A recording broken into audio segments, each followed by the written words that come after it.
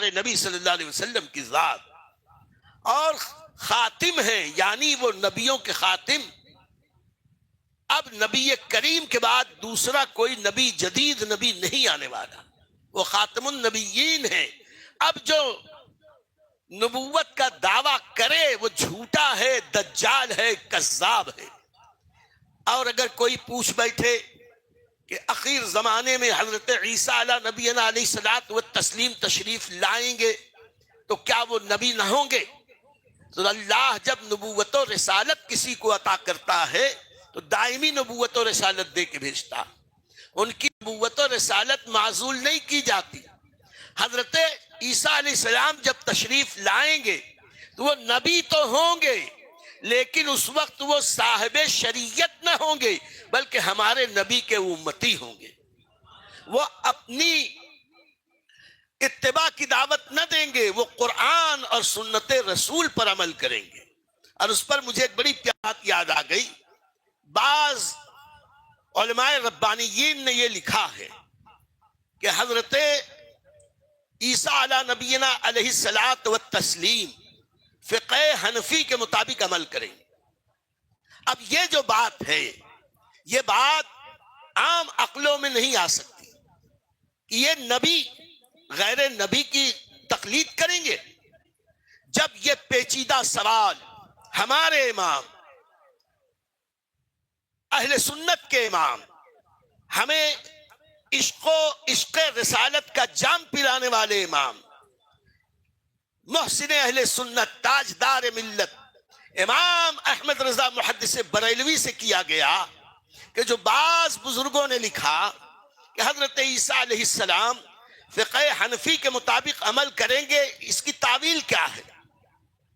تو اعلیٰ حضرت عظیم البرکت پاسبان انبیاء و اولیاء ہیں، یعنی مقام الوہیت، مقام رسالت، مقام نبوت، مقام ولایت کی پہرےداری کرنے والی ذات کا نام امام احمد رضا ہے۔ یہاں کچھ ظاہری طور پر یہ بات سمجھ میں نہیں آتی تھی کہ حضرت عیسیٰ علیہ السلام نبی ہو کر ایک غیر نبی امام اعظم ابو حنیفہ کی تقلید کیسے کریں گے؟ ان کا درجہ تو بڑا ہے۔ تو اعلیٰ حضرت عظیم البرکت فرماتے ہیں کہ حقیقت یہ ہے کہ حضرت عیسیٰ علیہ الصلوۃ والتسلیم جب اس دنیا میں تشریف لائیں گے تو وہ امام مجتہد ہوں گے، وہ کسی کی تقلید نہیں کریں گے۔ اللہ نے جنہوں نے اجتہادی صفت عطا فرمائی، اس اجتہادی صفت کی بنیاد پر وہ قرآن اور حدیث سے مسائل اخذ کر کے اس کے مطابق عمل کریں گے۔ لیکن اولیاء اللہ نے اپنے کشف سے یہ جانا کہ حضرت عیسیٰ علیہ السلام کا جو اجتہاد ہوگا، وہ جو مسائل بیان کریں گے الحمدللہ وہی ہوں گے جو امام اعظم ابو حنیفہ نے بیان کی۔ یعنی وہ امام اعظم کی تقلید نہیں کریں گے، بلکہ یوں کہہ لو کہ امام اعظم ابو حنیفہ کی حقانیت پر مہر تصدیق ثبت کریں۔ اور یہیں پر ایک بات اور عرض کر دیں کہ وہ لوگ جو تقلید شخصی کے قائل نہیں ہیں، جو تقلید کی مخالفت کرتے ہیں، ہم ان سے کہہ دیتے ہیں اجتہاد اللہ نے اپنے مخصوص بندوں کو یہ صفت عطا کی، اور ائمہ مجتہدین میں یہ ہمارے 4 امام ایسے امام جن کی امامت کے تعلق سے ہمارے امام احمد رضا نے کہا شافعی مالک احمد امام حنیف، شافعی مالک احمد امام حنیف، 4 باغ امامت پہ لاکھوں سلام۔ ان چاروں مسالک و مذاہب میں جو عقیدے کی باتیں ہیں سب ایک ہیں، عقیدے کے معاملے میں چاروں امام میں کوئی اختلاف نہیں۔ ہاں شرعی مسائل میں اپنے اپنے اجتہاد کے مطابق جو رب نے انہیں سمجھایا اس کے مطابق انہوں نے بتایا، اور یہی عقیدہ سارے اہل سنت کا ہے۔ ان چاروں میں جس کی کریں گے ان کی تقلید بعد میں ہے، نبی کریم کی تقلید پہلے ہے۔ اتباع نبی کے لیے ہمیں آسان راستہ اللہ نے عطا کر دیا کہ کسی امام کی تقلید کر لو تو سیدھی سڑک یہ شہر شفاعت نگر کی ہے، بس رسول پاک کی اطاعت مل جائے۔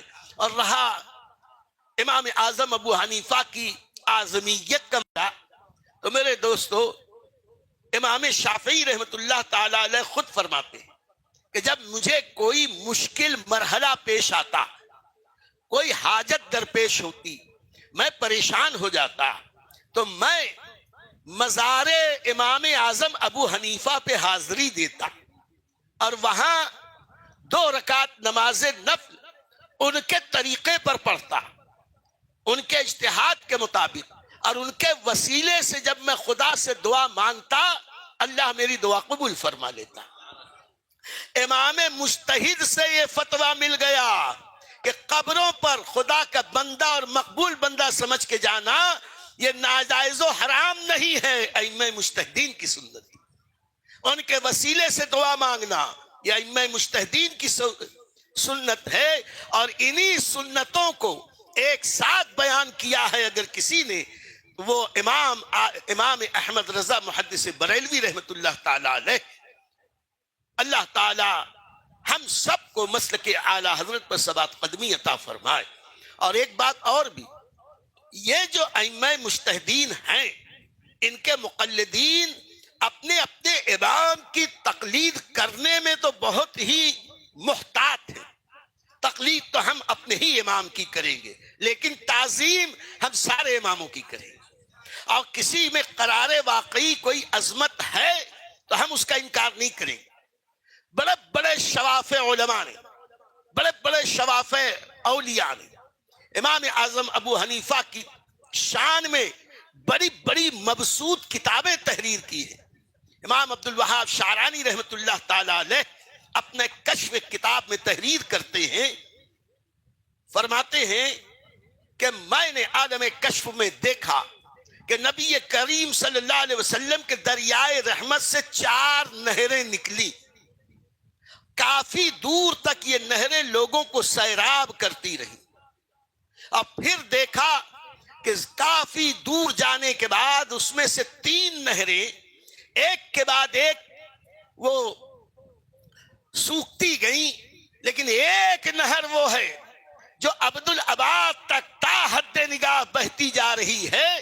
تو امام عبدالوہاب شعرانی شافعی وہ فرماتے ہیں کہ میرا کشف یہ ہے کہ یہ 4 نہریں 4 ائمہ مجتہدین کی فقہ ہے، اور ان میں جو سب سے اخیر تک جانے والی عظیم ترین نہر ہے وہ نہر فقہ امام اعظم ابو حنیفہ، یعنی نہر فقہ حنفی ہے۔ تو ہم کہتے یہ ہیں کہ ہم جتنے بھی مقلدین ہیں، ہم کسی امام کے انکار نہیں کرتے، ہم یہی کہتے ہیں 4 مسلک حق پر، کسی کی بھی اتباع کریں یعنی تقلید کریں، حقیقت میں وہ تقلید رسول پاک صاحب الاولاد کی ہے۔